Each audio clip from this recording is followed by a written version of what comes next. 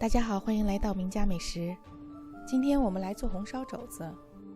我用的是前肘，比起后肘，前肘瘦肉多，肥肉少，皮儿薄，骨头较细，适合带皮烹制，是红烧肘子的首选。把肘子洗净后，清理表面的猪毛。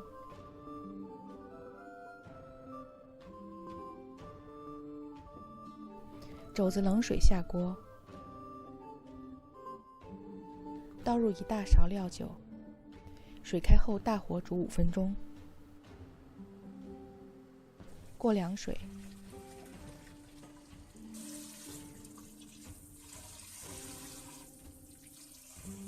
冲洗干净，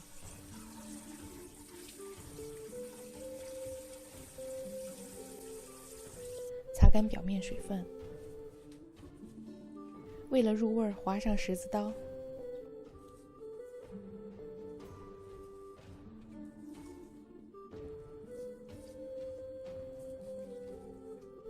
红烧用的调料：1大勺生抽，3大勺老抽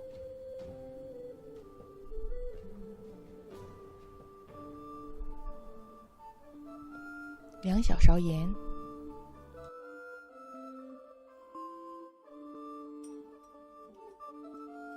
准备姜片、葱段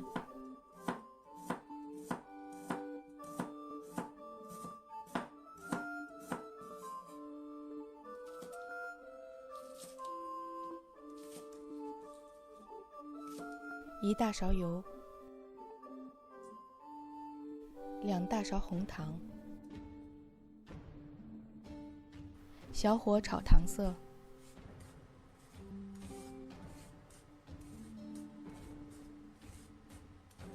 冒出这样的气泡时，糖色就炒好了。下入肘子，裹糖色，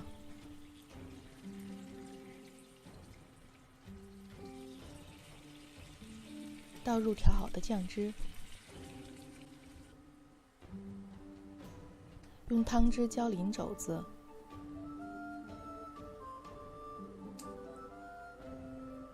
倒入开水，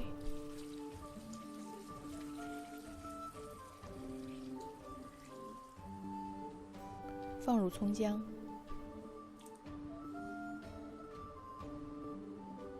不用再加别的调料了，就这样简单的用盐、酱油、葱姜、红糖红烧出来的肘子，肉味更加香醇。俗话说急火鱼，慢火肉，锅开后转小火炖2个小时。2个小时后，肘子的肉已经完全酥烂，开大火收汁，撒上葱花。用了半天的时间，红烧肘子终于做好了。